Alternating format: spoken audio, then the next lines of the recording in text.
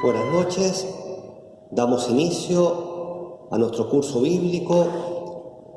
Conozcamos un libro de la Biblia, el Génesis.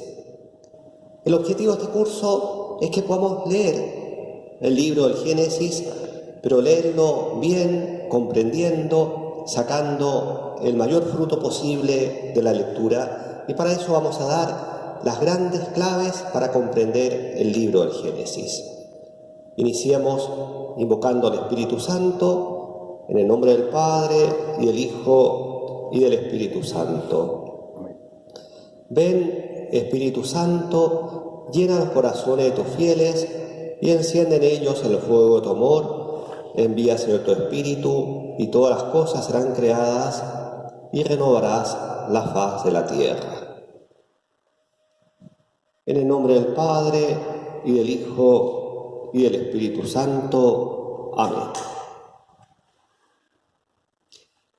En esta primera sesión no vamos a abordar directamente el Génesis, sino vamos a dar algunas claves de lectura general de la Biblia y de comprensión del texto sin entrar todavía en el texto mismo.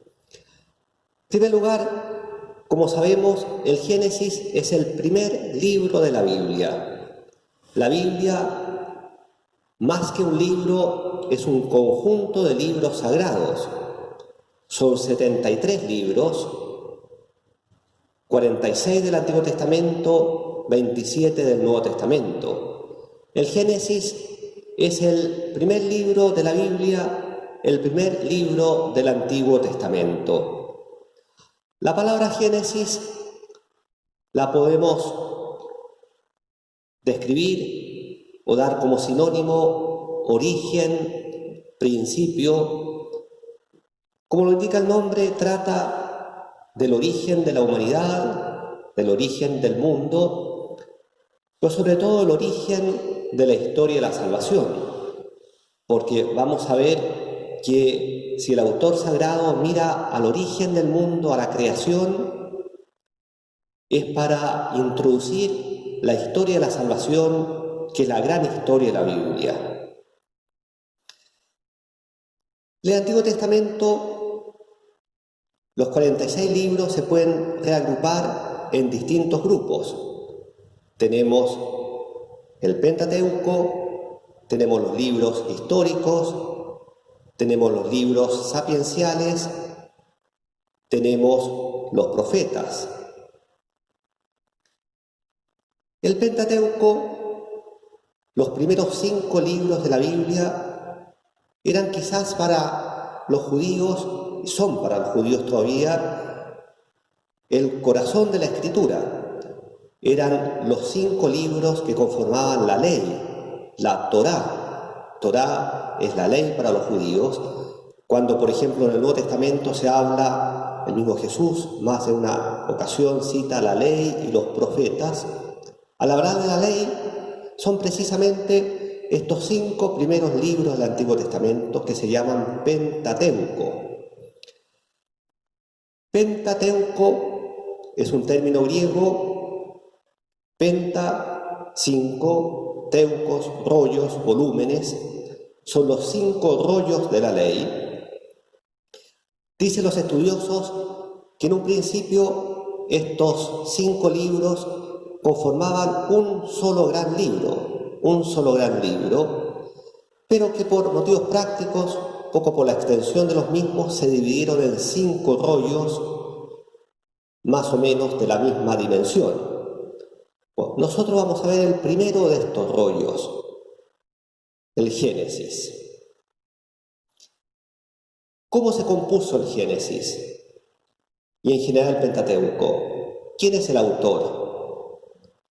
Mucho tiempo se pensó que el autor del Pentateuco era Moisés. En realidad Moisés sin duda es el gran protagonista del Pentateuco, no del Génesis. En el Génesis todavía no aparece Moisés, pero sí en el resto de los 4 libros. Pero en realidad no hay un autor único. El Pentateuco va a recoger tradiciones del pueblo de Israel que se fueron transmitiendo a lo largo de los siglos, oralmente, también por escrito. Ustedes saben que en la antigüedad, mucho más que hoy día, la tradición oral era muy valiosa, tenía un valor muy grande, se transmitía habitualmente por los ancianos de un pueblo, de generación en generación, y tenía un gran peso, ¿no? Bueno, el Pentateuco recoge tradiciones que el pueblo de Israel atesoraba, ¿no?, durante siglos, y en su forma actual, como lo conocemos, parece ser que adquirió su forma definitiva hacia el año 400 a.C., gracias a la labor del escriba Esdras. Esdras, por lo demás, aparece en la Biblia. Pero fue una labor de varios siglos, se dice que al menos 600 años, al menos 6 siglos para llegar a su forma definitiva.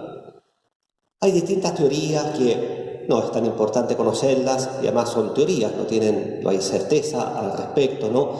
La teoría quizás más en boga por muchos años ha sido la llamada teoría documentaria, que en el fondo habría habido 4 grandes tipos de documentos que después confluyeron en un solo texto. Bueno, no es tan importante saber eso, y como les digo, son teorías que a veces son desmentidas por otros autores, pero lo cierto es que es un proceso de varios siglos que recoge la historia de un pueblo que lleva muy en su corazón su historia, su legislación, su relación única con Dios, con Yahvé, el Dios único, como vamos a ver.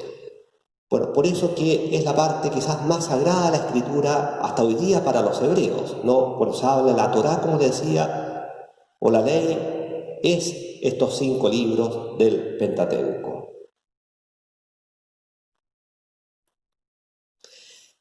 Me parece importante que coloquemos bien los cimientos hoy día. Y los cimientos para un estudio de la Biblia significa recordar algunos conceptos bíblicos fundamentales y que son especialmente importantes comprenderlos para el Génesis, porque es un texto que no deja plantear algunos problemas cuando no tenemos algunos conceptos muy claros. Lo primero, ¿quién es el autor de la Biblia? El Catecismo de la Iglesia Católica, siguiendo al Concilio Vaticano II, nos dice: Dios es el autor de la Sagrada Escritura porque inspira a sus autores humanos, actúa en ellos y por ellos.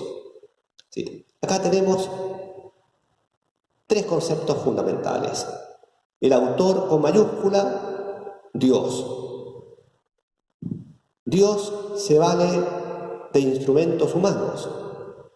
El autor con minúscula, los autores humanos. Y el concepto que une a Dios con los autores humanos es la inspiración. La inspiración. Es decir, esos autores humanos, en el caso del Génesis probablemente y del Pentateuco probablemente fueron varios que fueron recogiendo estas tradiciones, ellos transmitieron estas tradiciones, las pusieron por escrito por inspiración divina, por inspiración particularmente del Espíritu Santo, que es el que habló por medio de las Escrituras. Luego, otro concepto fundamental, y esto grabémoslo bien porque nos va a servir para comprender bien el Génesis. La Constitución de Verbum del Concilio Vaticano II dice: los libros sagrados enseñan sólidamente, fielmente y sin error la verdad que Dios hizo consignar para salvación nuestra. ¿Dice verdad la Biblia? Sin duda que sí. Pero ¿cuál es la gran verdad de la Biblia? Es una verdad salvífica, una verdad para la salvación. Como vamos a ver, bueno, y quizás es mucho más claro en otros libros de la Biblia, sobre todo en el Nuevo Testamento, la Biblia tiene numerosísimos datos verdaderos de historia, de geografía. Por ejemplo, la arqueología cada vez va descubriendo más cómo hasta los detalles geográficos, topográficos del Nuevo Testamento son verdaderos. Es impresionante eso, ¿no? Pero la Biblia no es un libro de historia, no es un libro de geografía, es un libro religioso. Por tanto, la verdad que la Biblia quiere transmitir es la verdad que Dios quiso consignar para nuestra salvación. Y quizás adelantando a lo que vamos a ver muy luego, esa verdad salvífica, a veces el autor bíblico, sobre todo en el libro que vamos a estudiar, la reviste de alegorías, símbolos, elementos tomados de la cultura de la época, pero que son meramente el envoltorio para transmitir esas grandes verdades para nuestra salvación. Entonces, grabémonos esto que es fundamental.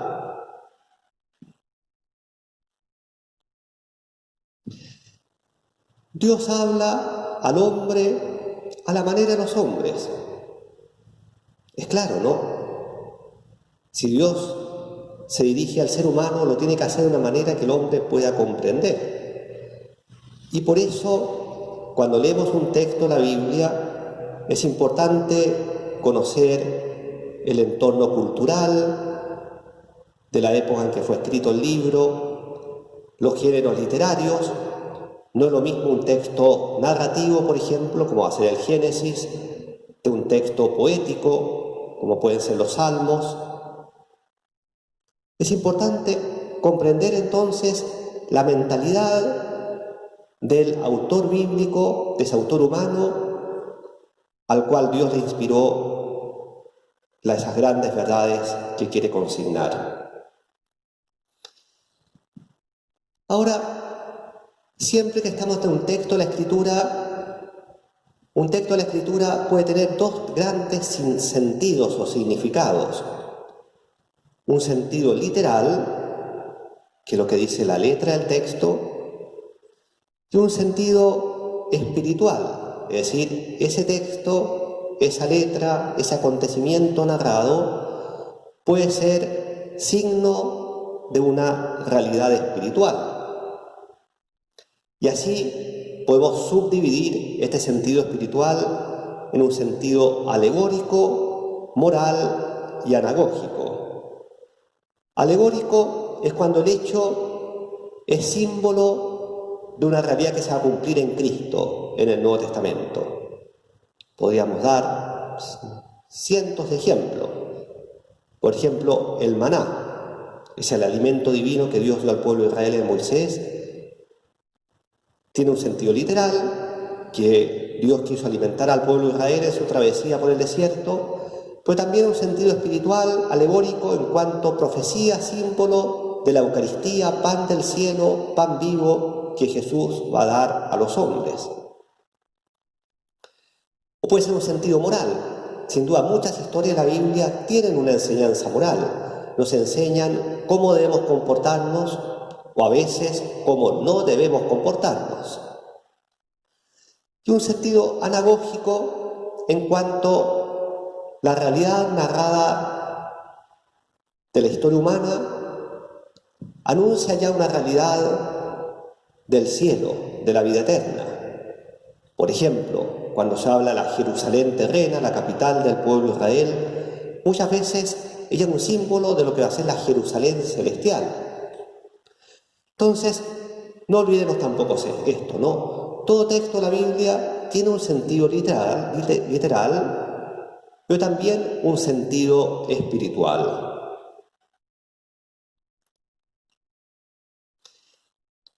El Génesis, como les decía, es el primer libro del Antiguo Testamento. El Antiguo Testamento, para nosotros cristianos, ¿sigue siendo importante? Sin duda que sí. Ahora, es cierto que nosotros pertenecemos al Nuevo Testamento, a la Nueva Alianza, pero no significa que la Antigua Alianza, las Escrituras antiguas, no tengan una importancia y siguen siendo palabra de Dios, siguen siendo escritura divinamente inspirada. Acá ustedes pueden ver lo que enseña el Catecismo de la Iglesia Católica respecto del valor del Antiguo Testamento. Dice, el fin principal del Antiguo Testamento era preparar la venida de Cristo, Redentor universal. Es esa larga historia de la humanidad, del pueblo de Israel, para preparar la plena manifestación de Dios en Jesucristo. Es decir, es toda una historia de preparación.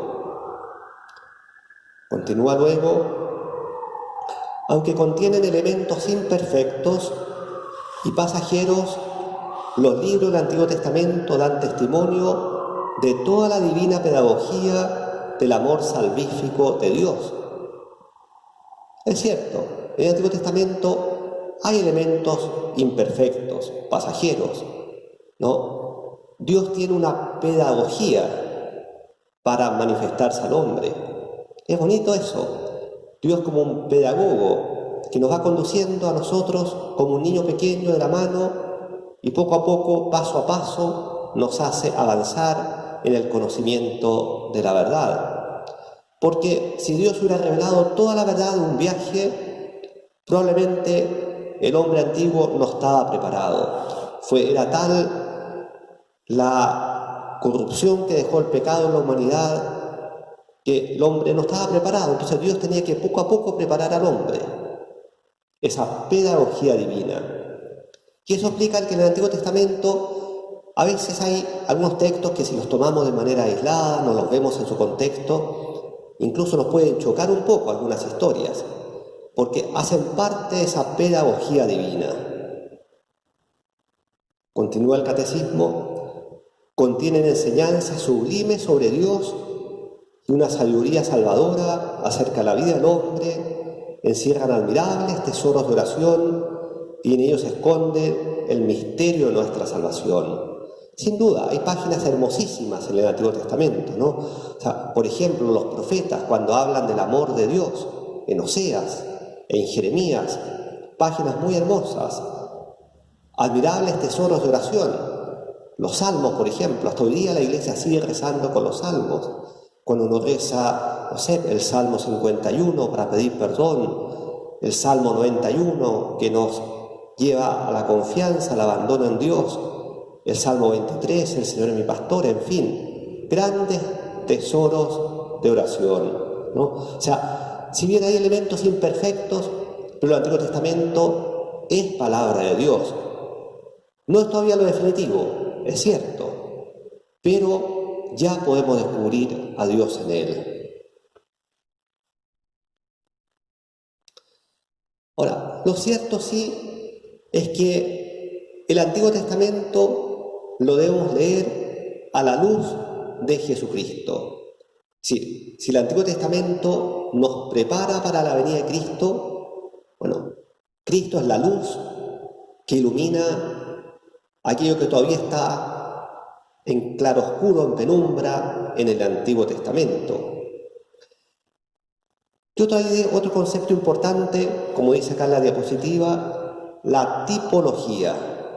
Tipología, es decir, las obras de Dios en la antigua alianza son un tipo, una prefiguración, una profecía de lo que Dios va a realizar en Cristo en la nueva alianza.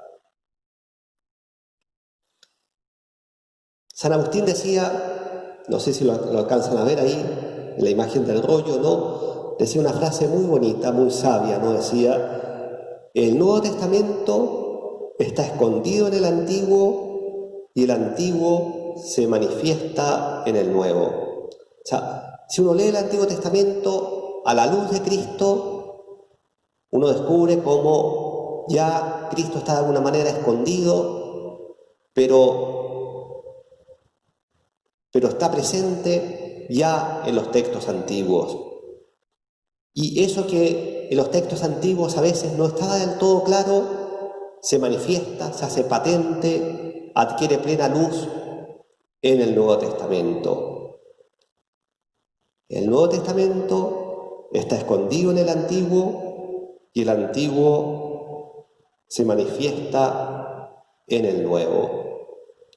Entonces, los cristianos leemos el Antiguo Testamento a la luz del Nuevo Testamento y no al revés. Un ejemplo, podríamos decir que el Antiguo Testamento es como el negativo de la foto. Si uno tomara el negativo de una foto, ¿uno puede distinguir la escena?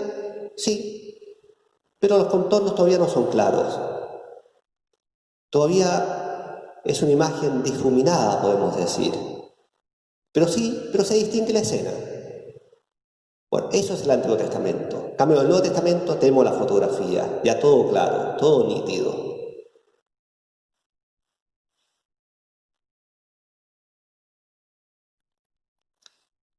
Entrando ya al Pentateuco, estos 5 rollos de la ley, si bien el Pentateuco, como yo le dije, abarca una historia de tiempo larga, pero hay una gran unidad interna. Es decir, esa unidad está dada por la fe en Yahvé, en Dios, el Dios único, como el fundamento de la identidad de Israel.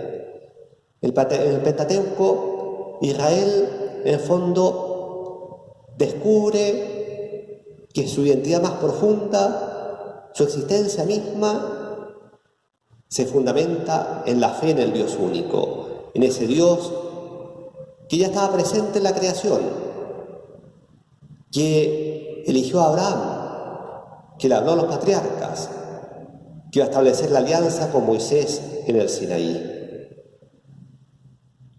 ¿Cuáles son los grandes temas del Pentateuco? Podríamos decir estas cuatro palabras que acá aparecen, ¿no? Las promesas, la elección, la alianza y la ley. Las promesas.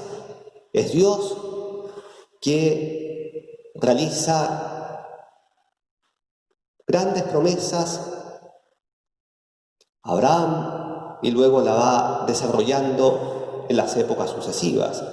Esa promesa es la tierra, en primer lugar, la tierra prometida, es la promesa de una relación especial entre Dios y el pueblo de Israel. Pero es una promesa que, en la medida que vamos avanzando en el Antiguo Testamento, cada vez se va orientando más hacia el futuro. La elección, Israel descubre que ha sido elegido gratuitamente por Dios. Bueno, esa promesa, esa elección llevan a la alianza. En realidad hay varias alianzas. Bueno, en esa alianza, Dios, el pueblo de Israel, Dios que promete, el hombre que debe ser fiel, y como garantía de esa fidelidad está la ley que Dios va a dar a Moisés. Bueno, esos son los grandes temas del Antiguo Testamento, del Pentateuco, ¿no? El Pentateuco es el libro de las promesas, podríamos decir, el libro de la elección de Israel, el libro de las alianzas, el libro de la ley. Nosotros vamos a ver, como sabemos, el primer libro, el Génesis. En el Génesis ya aparece la promesa y la elección, ya aparecen unas primeras alianzas, todavía no la alianza más importante que va a ser la de Moisés. La ley todavía no aparece, eso va a ser más bien el libro siguiente, el Éxodo, pero hacia allá va el Génesis, ¿no? Ahora, estos grandes temas del Pentateuco, son temas que de alguna manera permanecen abiertos. Es decir, es siempre una promesa, un impulso hacia el futuro, un futuro cuyo horizonte se va agrandando cada vez más. Promesas que, claro, nunca alcanzan su plena realización en la historia concreta de Israel, porque el pueblo de Israel muchas veces es infiel a Dios, pero así cada vez se va orientando más hacia Cristo, que será el cumplimiento definitivo de las promesas.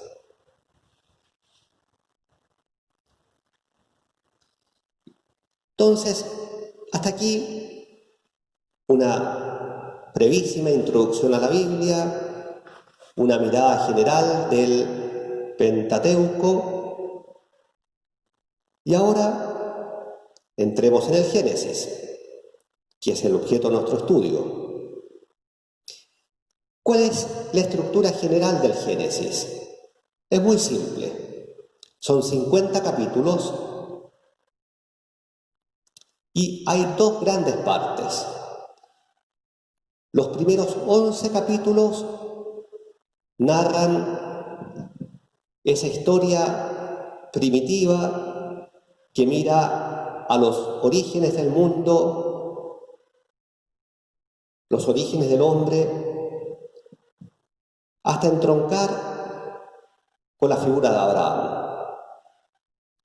Podríamos decir la historia primitiva o la prehistoria de Israel, porque la historia de Israel en realidad va a comenzar con Abraham.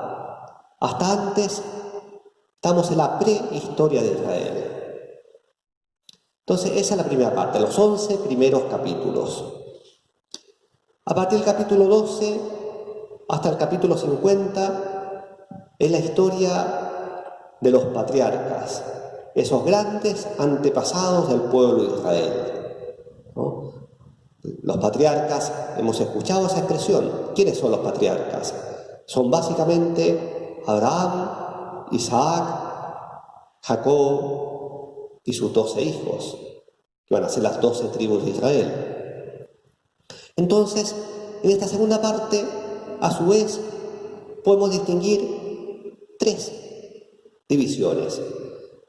La historia de Abraham, el padre de la fe para Israel, y también para nosotros, sigue siendo nuestro padre en la fe. Dentro de la historia de Abraham está de alguna manera subordinada la historia de su hijo Isaac. Luego, una segunda gran división, la historia de Jacob, nieto de Abraham, el hijo de Isaac. Y junto con Jacob, algo se habla de Esaú también, él es su hermano. Y luego, la tercera división, los 12 hijos de Jacob y en particular la historia de José. Ahí tenemos la estructura del Génesis. Esto es lo que vamos a ver en nuestro curso. Esto es lo que yo espero que ustedes puedan leer. Son 50 capítulos, tenemos poco más de un mes para leerlo. Va a ser una gran aventura. Vamos a descubrir cosas muy hermosas. Así que yo los animo a avanzar en este camino con la esperanza de que el Señor nos pueda hablar a través de estos textos que tienen probablemente más de 3000 años, pero a través de los cuales Dios nos sigue hablando hoy día.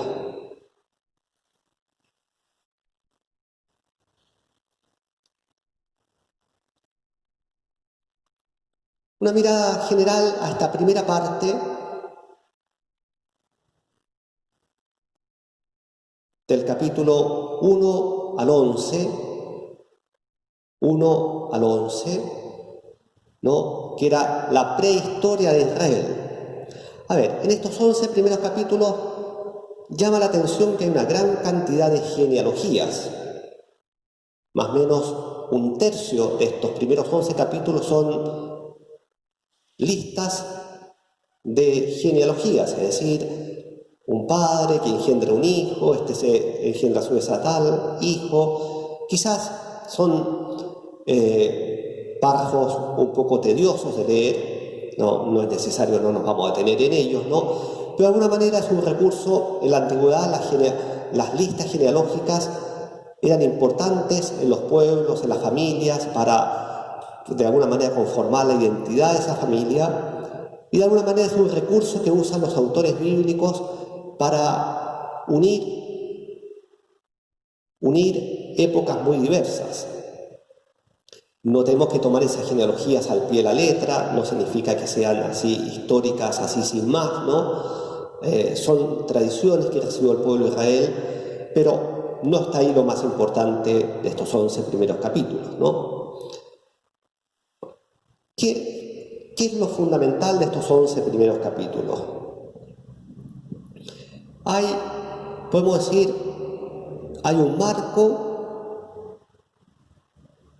dado por los relatos de la creación al comienzo, capítulos 1 y 2, y el inicio de la historia de la salvación, que será ya el capítulo 12, con la historia de Abraham, que entre medio se relatan casi exclusivamente desgracias. Es decir, terminado el relato de la creación, en el capítulo 3 viene la historia del pecado del origen, el pecado original, y a partir de ahí vamos a ver esa proliferación del pecado y la corrupción de la humanidad. Entonces, esta historia de pecado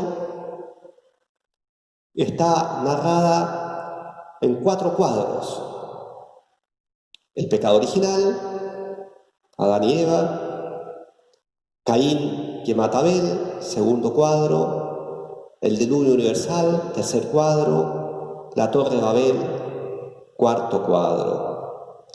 Pero ya vamos a ver que si bien la historia de la salvación es explícita a partir del capítulo 12 con la elección de Abraham, pero ya lo vamos a ver, ¿no? Esto no es solamente una historia de pecado, es ya, se vislumbra ya esa salvación, esa historia que Dios quiere iniciar con el ser humano.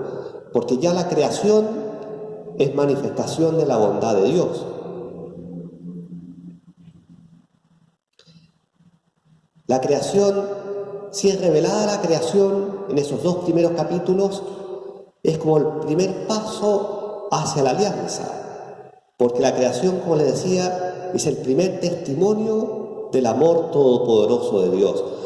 Por eso podríamos decir que, y de hecho vamos a ver, el primer anuncio de la salvación se da inmediatamente después de la caída. También introduciendo acá el relato de la creación, que vamos a ver ya la próxima semana. A ver, a veces hay gente que piensa como que habría contradicción entre la fe y la ciencia, entre lo que la Biblia enseña sobre la creación y lo que la ciencia ha descubierto. Eso es falso, absolutamente falso, no hay contradicción. La ciencia en estos últimos décadas, siglos podemos decir, ha hecho grandes descubrimientos sobre el origen del mundo, el universo, y todos esos descubrimientos nos llevan a admirar la grandeza del Creador. O sea, sin duda, descubrir la inmensidad del universo con todos los sistemas planetarios, constelaciones, uno dice, bueno, si esto es así, ¿cuánto más es Dios el ser infinito? O sea, la inmensidad de la creación, su belleza, su orden, nos llevan a alabar la grandeza del Creador. No hay contradicción. Lo fundamental es comprender que la fe y la ciencia responden a preguntas distintas. Grábense esto, ¿no? Responden a preguntas distintas. Y el Catecismo de la Iglesia Católica lo explica muy bien, ¿no? Dice, no se trata solo de saber cuándo y cómo ha surgido materialmente el cosmos, ni cuándo apareció el hombre. Bueno, eso que lo diga la ciencia, que lo diga la biología, la paleontología. ¿Está bien? El cuándo y el cómo. Pero, dice acá, se trata más bien de descubrir cuál es el sentido de tal origen.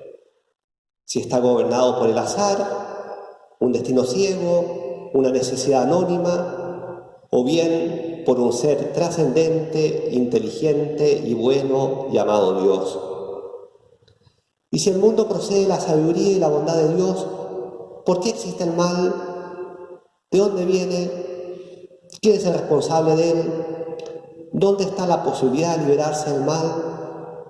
Bueno, esas son las grandes preguntas a las cuales quiere responder la Biblia y en particular estos primeros capítulos del Génesis. Son preguntas distintas. A ver, ¿cuándo ¿Dónde? ¿Cómo? Bueno, que lo diga la ciencia. La Biblia no es un libro científico, como decíamos, no es un libro de historia. Pero, ¿cuál es el sentido de todo eso? ¿Cuál es el origen último? ¿El para qué? ¿Cómo se compagina la bondad de la creación con la existencia del mal en el mundo? Bueno, esas son preguntas de otro orden. Son preguntas que tienen que ver con nuestra salvación.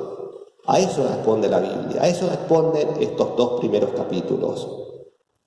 Recuerden lo que decíamos recién. La Biblia enseña la verdad para nuestra salvación, para nuestra salvación.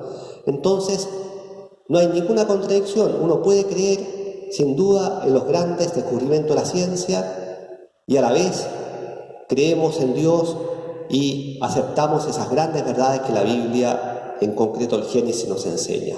Esto lo veremos con más detalle en la próxima clase respecto a la creación. Bueno, vamos a ver que la creación en realidad son 2 relatos complementarios en los capítulos 1 y 2. Ahora, el concepto de creación no fue un invento del pueblo de Israel. Otros pueblos en la antigüedad también lo tenían. Lo propio del pueblo de Israel es que va a vincular el concepto de creación con la fe en el Dios único. Vamos a ver la próxima clase. En la antigüedad, en los pueblos vecinos de Israel, habían también otros relatos de creación, que algunos tienen algunas similitudes también con el relato del Génesis, pero esto ya estoy adelantando lo que vamos a ver, ¿no? Uno puede descubrir en el relato de la Biblia una total desmitologización. Es decir, si esos relatos de otros pueblos eran relatos mitológicos, vamos a ver el gran esfuerzo del autor de la Biblia de sacar todos los elementos que tienen que ver con la mitología para centrarse en la acción creadora del Dios único. Lo veremos eso la próxima clase. Bien, con esto terminamos nuestra introducción. Una breve tarea. Cada clase va a haber una tarea cortita y al final del curso, quienes hayan hecho toda la tarea pueden optar a un buen premio. ¿Cuál es la tarea ahora? Lean en el Catecismo de la Iglesia Católica, lo encuentran facilísimo por internet, los números 282 al 289, muy breve, es una página, y cada número lo resumen en una breve frase. Una breve frase. Cada número es un pequeño párrafo de este porte, serán 7 o 8 líneas, y ustedes me la resumen en 1 o 2 líneas. Y lo envían a la dirección de correo electrónico que ahí aparece. Y para preparar la sesión del próximo martes, lean los 2 primeros capítulos del Génesis. Génesis 1 y 2. Muchas gracias. Gloria al Padre, y al Hijo, y al Espíritu Santo, como era en el principio, ahora y siempre, por los siglos de los siglos. Amén.